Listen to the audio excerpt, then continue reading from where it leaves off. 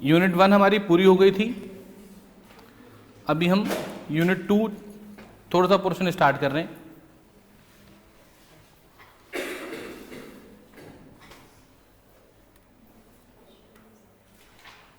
ठीक दिख रहा है इसी को? देखिए यूनिट 2 बात कर रही है about accounting concepts, principles, conventions. ये क्या चीजें हैं? क्या ऐसा हो सकता है कि हमारे पास किसी काम को करने के एक से ज्यादा मेथड हों? बिल्कुल हो सकता है। ऐसे ही जब हम फाइनेंशियल स्टेटमेंट्स बनाते हैं तो फाइनेंशियल स्टेटमेंट्स बनाते समय भी during the process of preparation या प्रेजेंटेशन में भी हमारे पास एक से ज्यादा मेथड हो सकते हैं। और जब भी आपके पास किसी काम को करने के एक से ज्यादा मेथड होंगे तो आपको ये डिसाइड करना पड़ेगा कि इन सारे मेथड्स में से जो भी मेरे पास अवेलेबल हैं सबसे बढ़िया मेथड कौन सा है, सबसे अच्छा मेथड कौन सा है। तो एक कंफ्यूजन हो जाएगा। तो जब ऐसा कोई कंफ्यूजन आ जाए तो हम एक पर्टिकुलर मेथड चूज करेंगे और हमें बताना पड़ेगा कि हमने ये पर्टिकुलर मेथड ही क्यों फॉलो किया। तो जब भी ऐसे कंफ्यूजन आपके पास होंगे तो वो कंफ्यूजन से बचने के लिए हमें इन कन्वेंशन कंसेप्ट्स की आवश्यकता पड़ेगी। या अगर कोई पर्टिकुलर ट्रीटमेंट किसी पर्टिकुलर ट्रांजैक्शन का आपने कर दिया और आपसे ये पूछा जाए कि ऐसा क्यों किया आपने, तो जब उस क्यों का आपको जवाब देना होगा तो उस क्यों का जवाब क्या है? ये। ठीक है, जैसे हमने पहले ही बात की थी कि क्यों का जवाब देने के लिए हमारे पास केवल ये ही वजह काफी नहीं है कि ऐसा होता है, ऐसा क्यों होता है हमें ये भी बताना पड़ेगा।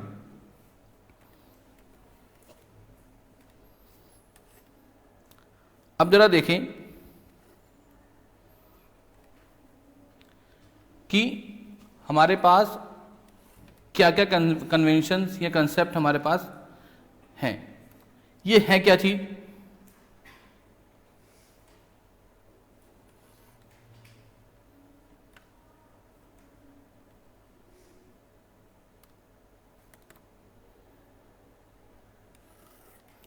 देखिए जरा, इन सारी चीजों को यानी कंसेप्ट कन्वेंशंस को मिला करके हम क्या कहते हैं? हम कहते हैं इन्हें गैप। गैप का मतलब क्या है? गैप मीन्स, अगर हम यहां की बात करें तो गैप का मतलब gap between knowledge and working. और अगर यहां हम बात करें गैप की तो इसकी फुल फॉर्म है generally accepted accounting principles.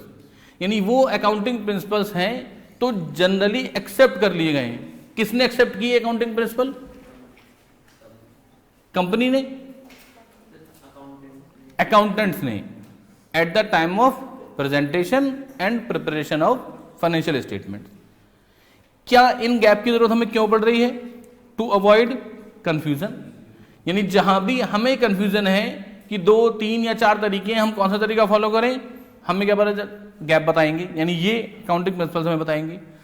To provide explanation behind the practices. अगर मैंने कोई पर्टिकुलर ट्रीटमेंट किया और मुझे उसका एक्सप्लेनेशन देना है तो मुझे इसकी आवश्यकता पड़ेगी। जैसे हमने उस दिन बात की थी कि अगर हमने कोई लैंड एंड बिल्डिंग खरीदी है 10 लाख रुपए में और आज उसकी वैल्यू 50 लाख रुपए हो गई, हम उसे बुक्स में कौन सी वैल्यू पे दिखाएंगे? 10 ही लाख रुपए पे दिखाएंगे, 50 लाख पे नहीं दिखाएंगे। क्यों? कॉस्ट कंसेप्ट की वजह से। क्या कोई ऐसी संभावना है या ऐसी परिस्थितियां हैं जहां पर हम उस एसेट्स को 50 लाख रुपए पर ही दिखा सकते हैं? क्योंकि बाद में ये बात आई, हमने कॉस्ट कंसेप्ट फॉलो कर दी और बाद में बात आई कि क्या हमारी बैलेंस शीट, क्या हमारे फाइनेंशियल स्टेटमेंट हमारी सही पोजीशन शो कर रहे हैं? आप बताएं। हमारा काम ये है, या किसी भी बिजनेस के फाइनेंशियल स्टेटमेंट उसकी एक्चुअल स्थिति बताएं, सही स्थिति बताएं, तभी तो वो बैलेंस शीट अच्छी मानी जाएगी। अब जो एसेट 50 लाख रुपए की है वही एसेट हमने किस पे लिखी हुई है? 10 लाख रुपए पर, क्योंकि हम फॉलो कर रहे हैं कॉस्ट कंसेप्ट। तो क्या कोई ऐसे रूल्स भी बने जिन्होंने कहा कि नहीं आप 50 लाख रुपए पर दिखा दो, कोई दिक्कत नहीं है। तो जब इनमें कुछ कमियां आई तो इसके आगे की चीज और बनाई गई, जो हमने उस दिन बात भी की थी, एएस अकाउंटिंग स्टैंडर्ड, यानी जहां पर और ज्यादा कंफ्यूजन आ जाएगा उसको क्लैरिटी डालने के लिए अकाउंटिंग स्टैंडर्ड बनाए गए। And to achieve uniformity, uniformity क्या है? गैप आने से पहले या इनके मैंडेटरी फॉलोएंस से पहले यह अलाउ था कि कोई भी बिजनेसमैन अपने हिसाब से अपने फाइनेंशियल स्टेटमेंट बना सकता है। अब मान लीजिए मिस्टर ए और मिस्टर बी दोनों ही सेम तरीके का बिजनेस करते हैं। मिस्टर ए भी क्लॉथ का काम करते हैं और मिस्टर बी भी क्लॉथ का काम करते हैं, लेकिन दोनों के मेथड ऑफ अकाउंटिंग अलग अलग हैं, दोनों के स्टॉक वैल्यूएशन के तरीके अलग अलग हैं।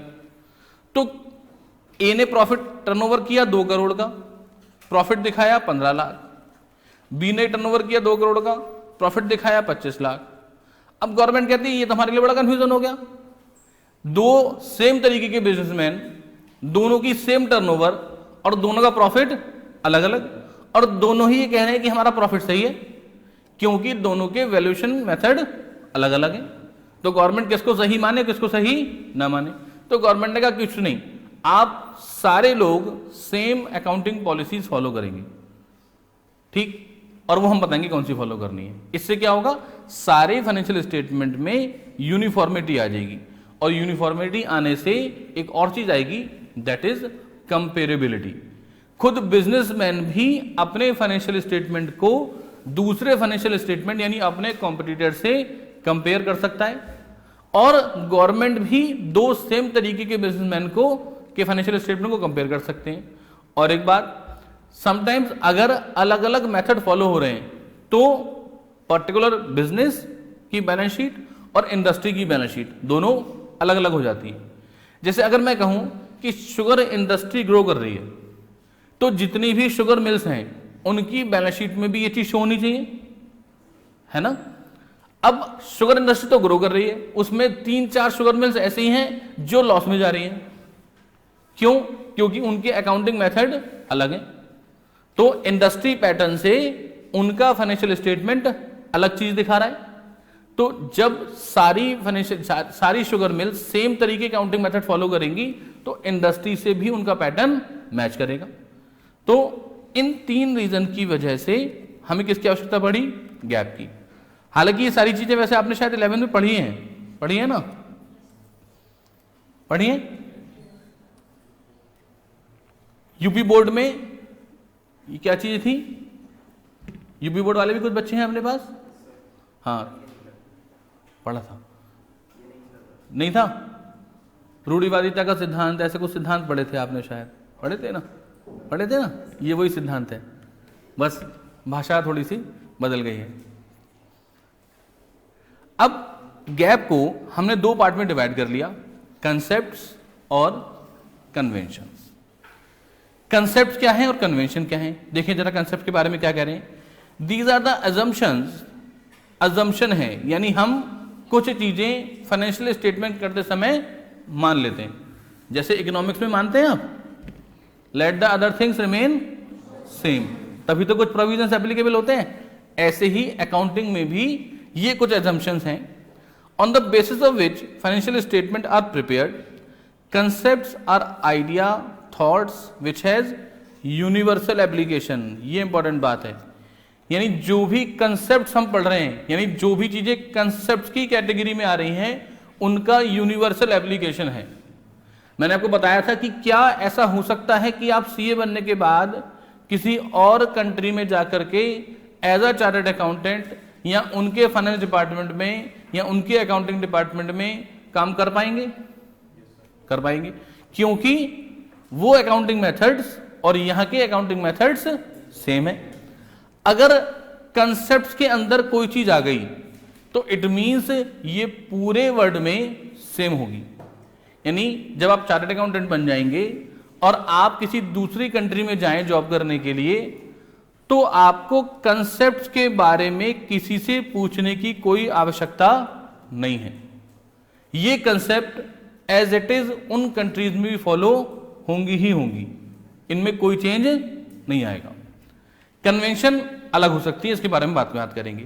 ठीक, तो जो भी चीज कंसेप्ट की कैटेगरी में आ रही है, आपको केवल ये पूछना है कि आप ये कंसेप्ट फॉलो कर रहे हैं या नहीं कर रहे हैं, यस और नो। अगर कर रहे हैं तो वो ऐसे ही फॉलो होगी। ठीक है, ये सारी कंसेप्ट आपने पढ़ी हुई हैं 11th क्लास में। मैं इनका ओवरव्यू आपको देता जाऊंगा। नोट्स आपको मिल जाएंगे कल, आज अभी तो प्रिंट नहीं निकले हैं, आज प्रिंट निकल जाएंगे, कल आपको मिल जाएंगे। ठीक है, इनको डिटेल में आप पढ़ेंगे, उसके बाद हम इसके जो डिटेल मैंने नोट्स हैं, नीचे जो नोट्स आएंगे इसके बाद, उसमें डिटेल भी है और एग्जाम्पल्स भी हैं, आप वो पढ़ेंगे। उसके बाद फिर हम डिस्कशन करेंगे, कोई चीज़ समझ में ना आई हो या इसका क्या रेलिवेंस है, क्यों, क्या इससे रिलेटेड कोई बातें हमें अपनी ऑडिट रिपोर्ट में बतानी होती हैं। हाँ, बहुत सारी ऐसी बातें हैं जो कि ऑडिट रिपोर्ट में आपको डिस्क्लोज करनी पड़ती हैं, इसलिए इनका इंपॉर्टेंस है। यानी आपके ऑडिट रिपोर्ट में हर कंसेप्ट से रिलेटेड आपको डिस्क्लोजर देना ही देना है। आपको बताना है कि बिजनेस मैन इसमें से कौन कौन सी कंसेप्ट को फॉलो कर रहा है, और अगर कोई कंसेप्ट जो मैंडेटरी थी फॉलो करनी, उन्होंने फॉलो नहीं की, तो उसके क्या इंपैक्ट, क्या इम्प्लीकेशंस प्रॉफिट पर या फाइनेंशियल पोजीशन पर आए हैं। इसलिए इंपॉर्टेंट पार्ट है। यानी हमारी ऑडिट रिपोर्ट में हमें ये लिखना ही लिखना पड़ेगा, मैंडेटरी प्रोविजन है ऑडिट रिपोर्ट का कि आपको कंसेप्ट्स और कन्वेंशन का फॉलोएंस बताना ही बताना है। अगर किसी बिजनेसमैन ने ये कंसेप्ट, ये कन्वेंशंस फॉलो नहीं किए, तो you had to report that in audit report. अगर आपने ऑडिट रिपोर्ट में नहीं बताया तो आप पर भी कार्रवाई हो सकती है।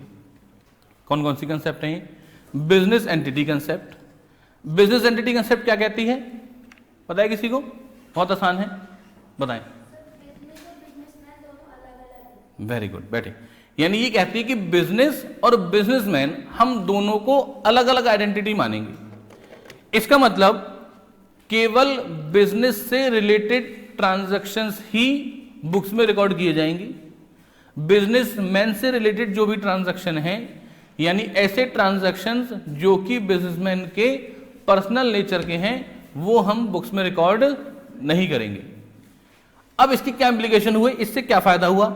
इससे फायदा ये हुआ कि अगर कोई भी एसेट बिजनेसमैन ने अपने पर्सनल यूज के लिए खरीदी, तो उसे हम बुक्स में शो नहीं करते हैं। क्यों? तो उसका अगर हमसे आंसर पूछा जाए कि भाई इन्होंने कार खरीदी है और ये हम बुक्स में शो नहीं कर रहे, क्यों शो नहीं कर रहे? क्योंकि इनके पर्सनल यूज के लिए है।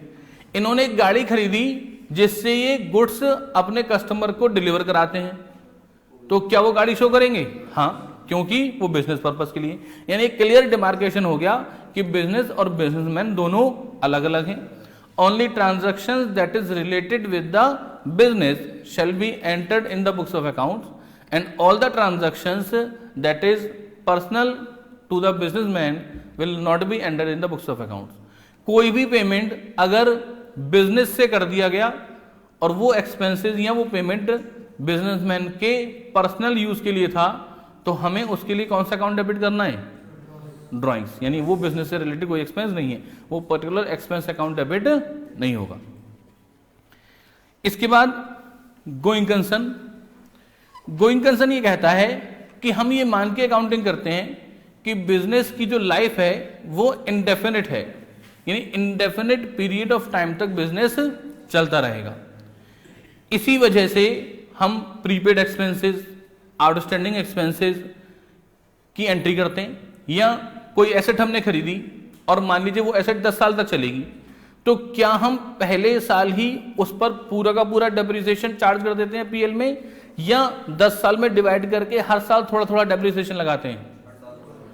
इसका मतलब ये मान के चल रहा हूं कि एसेट 10 साल चलेगी और मेरा बिजनेस भी 10 साल चलेगा, तभी तो मैं हर साल थोड़ा थोड़ा लगा रहा हूं।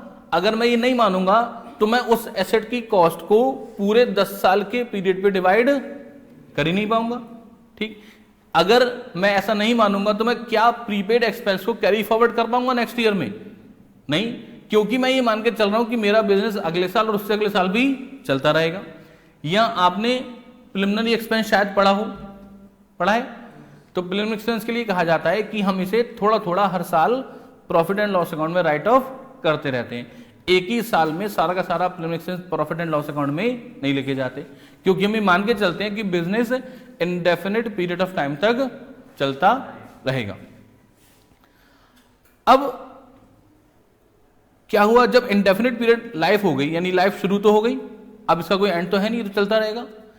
जब किसी चीज का शुरू तो है एंड है नहीं, तो हम अकाउंटिंग कैसे करूं?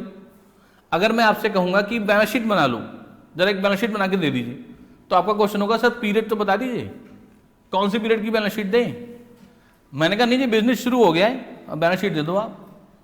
अब जब बिजनेस शुरू हो गया और खत्म तो हो नहीं रहा वो, तो बैलेंस शीट कैसे बनाएंगे?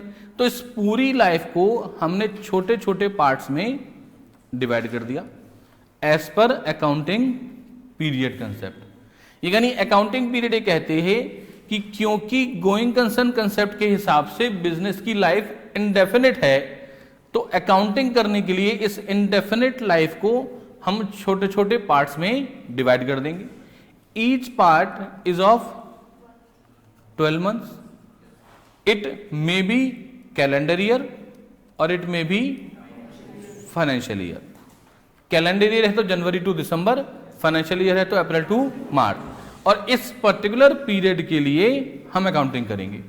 इस पर्टिकुलर पीरियड से रिलेटेड जो भी ट्रांजैक्शन होंगे वो हम रिकॉर्ड करेंगे। ठीक, यानी गोइंग कंसर्न से इंटरकनेक्टेड अकाउंटिंग कंसेप्ट हो गई अकाउंटिंग पीरियड।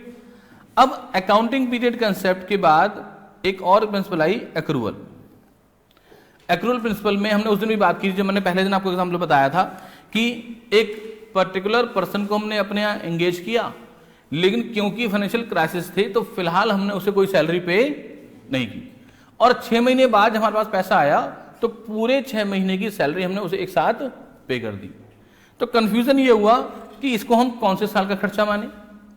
तो एक्रूअल प्रिंसिपल ये कहती है कि हम पीरियड के लिए अकाउंटिंग कर रहे हैं, तो हमारे लिए ये ज्यादा इंपॉर्टेंट है कि ट्रांजैक्शन कौन से पीरियड से रिलेटेड है।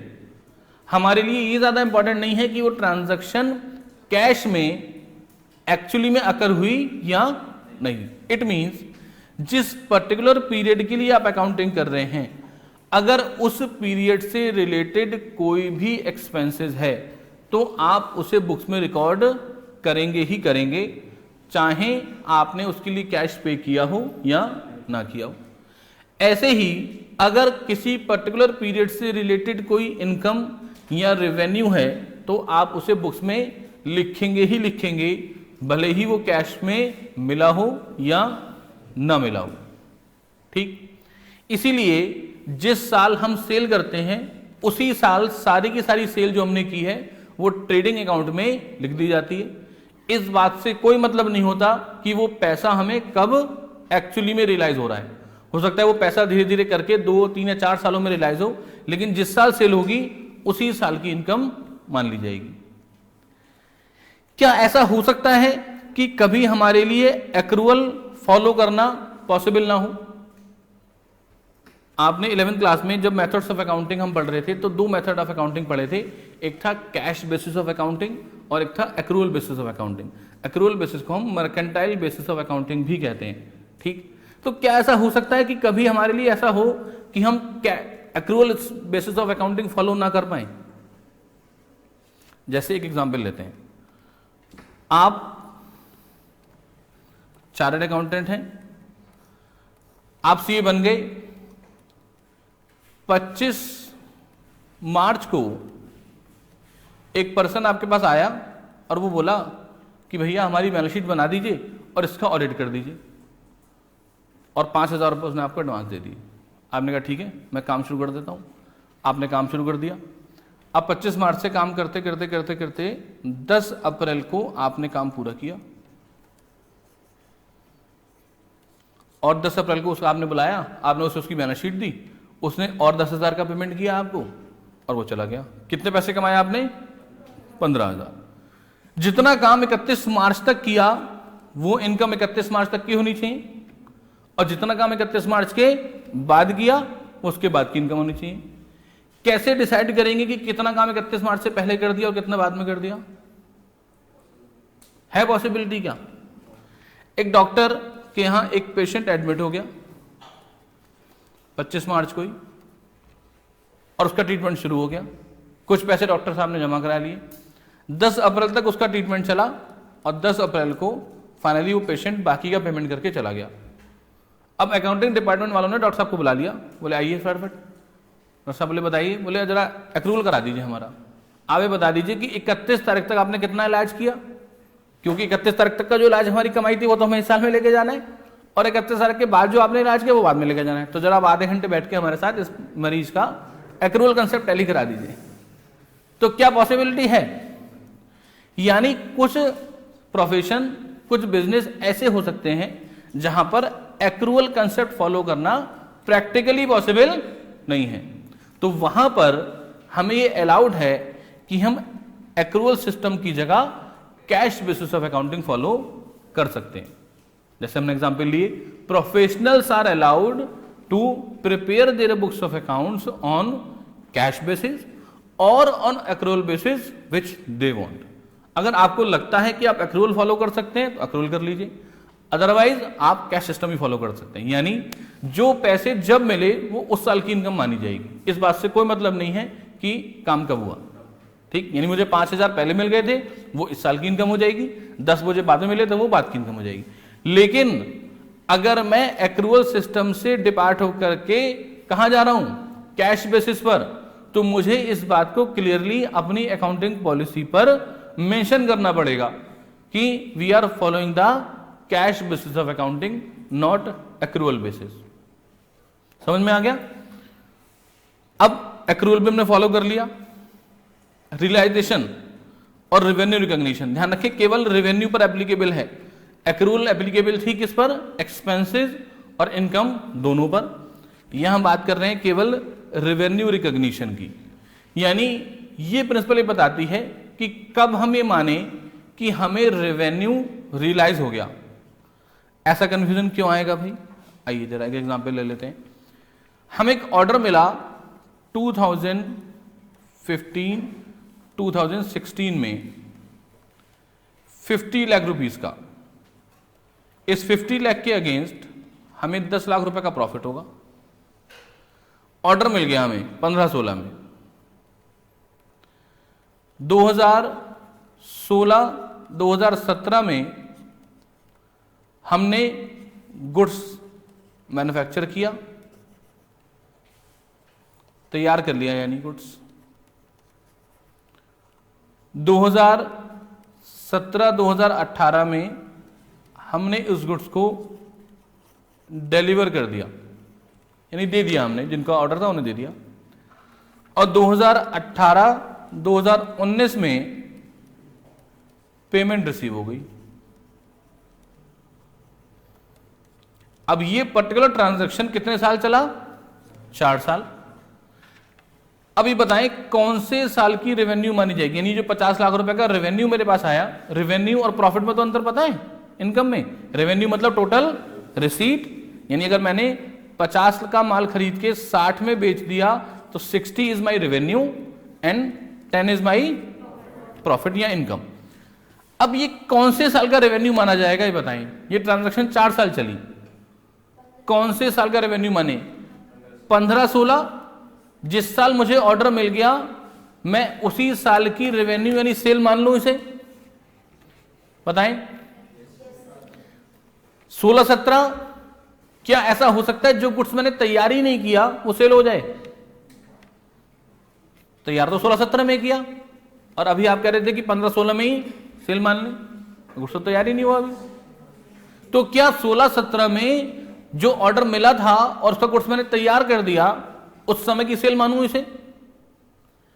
क्या 17-18 जब मैंने गुड्स डिलीवर कर दिया तब की सेल मानूं, या 18 में जब पैसा मिल गया तब सेल मानूं? जब पैसा मिल गया। यानी हमें कंफ्यूजन तो हो रहा है ना। इसी वजह से रेवेन्यू रिकॉग्निशन प्रिंसिपल इंट्रोड्यूस हुई।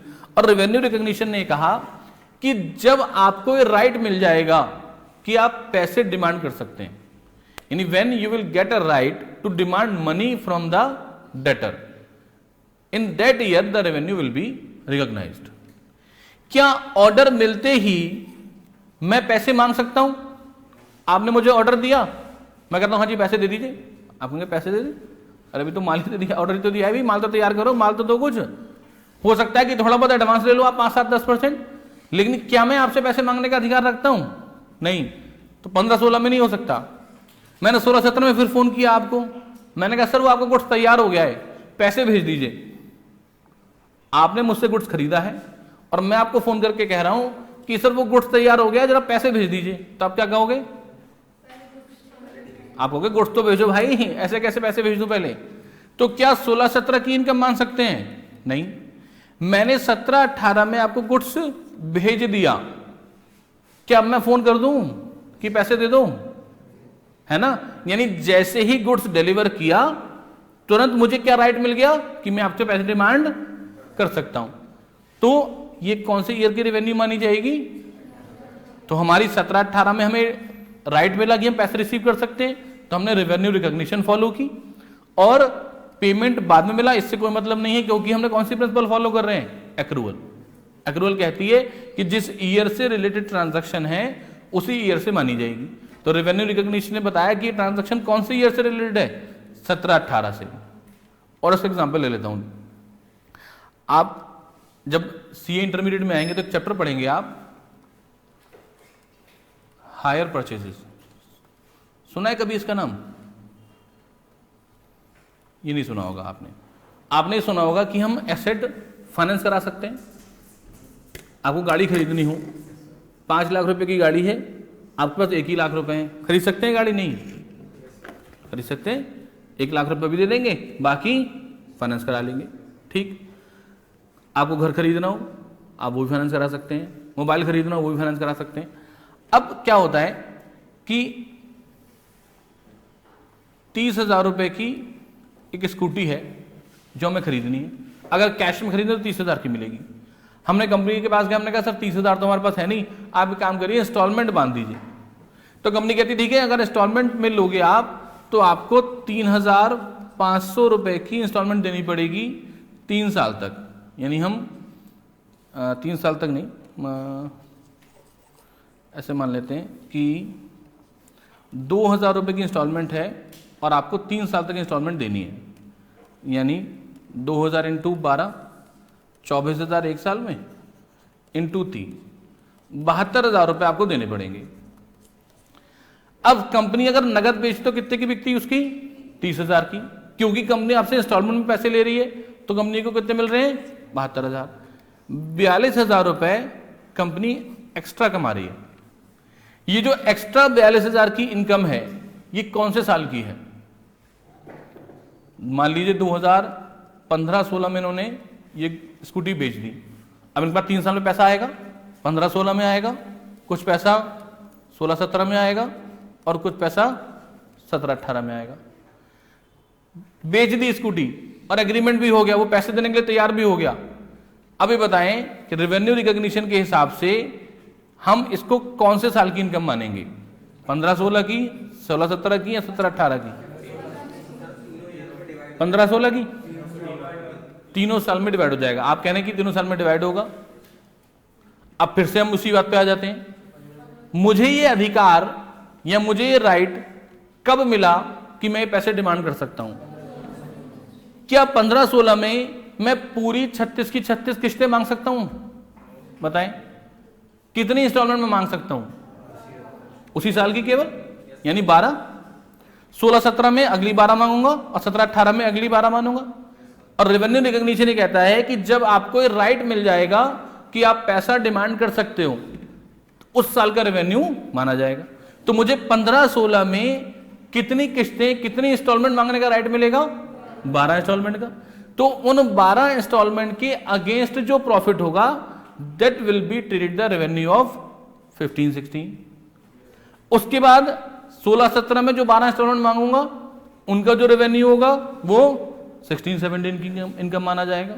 और उसके बाद 17-18 में जो 12 इंस्टॉलमेंट का राइट मुझे मिलेगा, वो इस साल की इनकम माना जाएगा।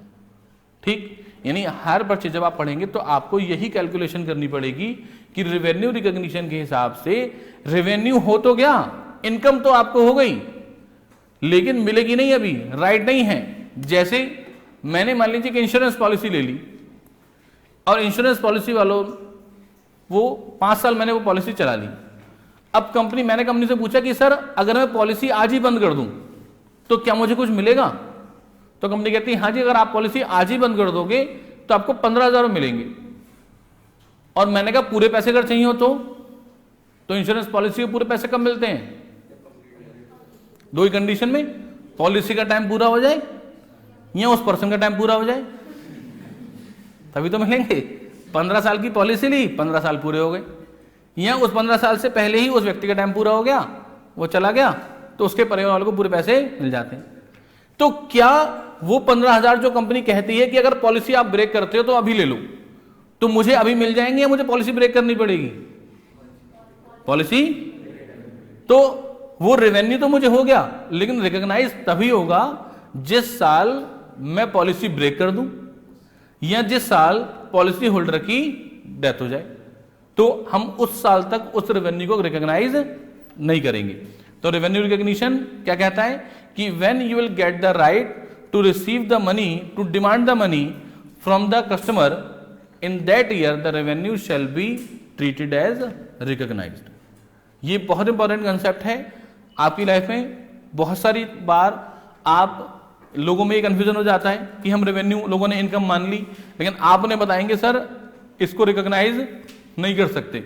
इसीलिए हमने उस दिन बात की थी कि लैंड की केस में कि 10 लाख रुपए की लैंड थी, 50 लाख की हो गई, 40 लाख रुपए का प्रॉफिट हो गया, लेकिन हम उसे अपनी इनकम नहीं मान रहे। क्यों?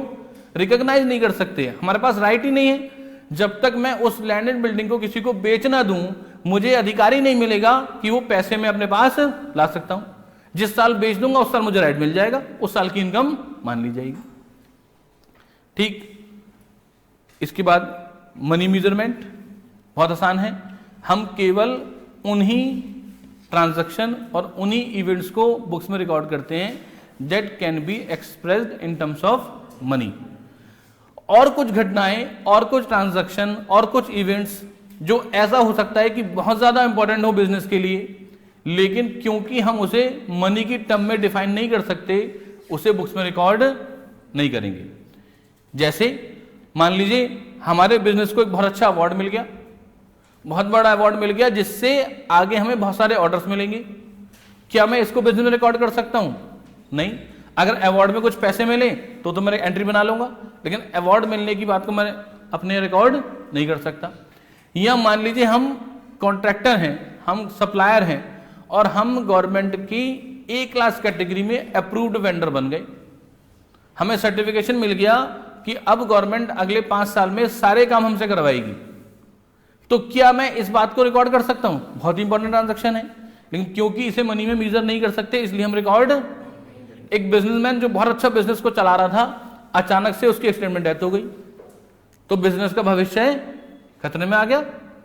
जब जो व्यक्ति चला रहा था बिजनेस को वही चला गया, क्या जरूरी नहीं है कि उसके लीगल हायर्स उतनी अच्छी तरीके से बिजनेस को चला पाए, लेकिन क्योंकि इस इवेंट को हम मनी में डिफाइन नहीं कर सकते, हम इसको बुक्स में रिकॉर्ड नहीं करेंगे। तो ओनली दोज ट्रांजैक्शन और events can be entered in the books that can be expressed in terms of money only. ठीक। तो 6 कंसेप्ट हमने पढ़ी हैं, ये 6 आप पढ़ के आइएगा। कहां से पढ़ सकते हैं? आपके पास 11th की बुक होगी, वहां से पढ़ सकते हैं। जिन बच्चों के पास बुक्स आ गई हैं वो उन बुक्स से पढ़ सकते हैं। ठीक है। मेरे वाले नोट्स कल मिल जाएंगे। कल हम बाकी की ये 4 कंसेप्ट इस पर डिस्कशन करेंगे और कन्वेंशन पर डिस्कस करेंगे। ठीक है। इस वीकेंड तक हम ये वाली यूनिट खत्म कर लेंगे। नेक्स्ट वीक से हम न्यूमेरिकल चैप्टर पर शिफ्ट हो जाएंगे। ठीक है। तो जो भी न्यूमेरिकल चैप्टर करेंगे हम, पहले उसके कुछ क्वेश्चंस बेसिक 11th वाली स्टैंडर्ड के मैं आपको दे दूंगा, जिससे कि वो चैप्टर पहले रिकॉल हो जाए। उसके बाद थोड़े से स्टैंडर्ड क्वेश्चन जो कि चार्टर्ड अकाउंटेंसी लेवल के होंगे वो हम करेंगे। ठीक है। तो कल यहां तक इतना पढ़ करके आइए, ये 6 कंसेप्ट पढ़ के आइए। ठीक है। जितना ज्यादा आप पढ़ेंगे, क्लैरिटी लाने की कोशिश करेंगे, वो क्लैरिटी आएगी उसके बाद डिस्कशन से। केवल पढ़ के छोड़ दोगे तो कोई फायदा नहीं है। और मैं बता दूं कि ये कंसेप्ट, ये कन्वेंशन इतनी ज्यादा इंपॉर्टेंट है कि आप जब भी इंटरव्यू देने जाएंगे तो इससे संबंधित क्वेश्चन ही आपसे पूछे जाएंगे। कोई भी टेक्निकल क्वेश्चन इनसे रिलेटेड ही होगा जो आपसे पूछा जाएगा, चाहे आप ट्रेनिंग के लिए इंटरव्यू देने जाएं, चाहे आप सीए बनने के बाद जॉब के लिए जाएं। बहुत सारे चार्टर्ड अकाउंटेंट्स, बहुत सारे अकाउंटेंट्स अब भी ऐसे हैं जिनकी ये बेसिक चीजें ही वीक रहती हैं। अच्छा ये बताएं, कोई भी ट्रांजैक्शन आपको दे दी जाए, उसकी जर्नल एंट्री आप बना सकते हैं? ये जर्नल एंट्री थोड़ी सी वीक है। आसान क्या लगता है, लेजर पोस्टिंग कर देना या जर्नल एंट्री कर देना? लेजर।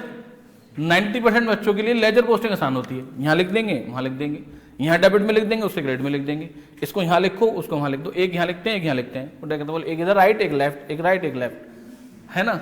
ऐसा बच्चे याद कर लेते हैं। लेकिन कंसेप्चुअल क्लैरिटी किससे आती है? जर्नल से। तो अगर आपको जर्नल एंट्री बनानी आती है तो आपको कोई अकाउंटिंग में फेल नहीं कर सकता।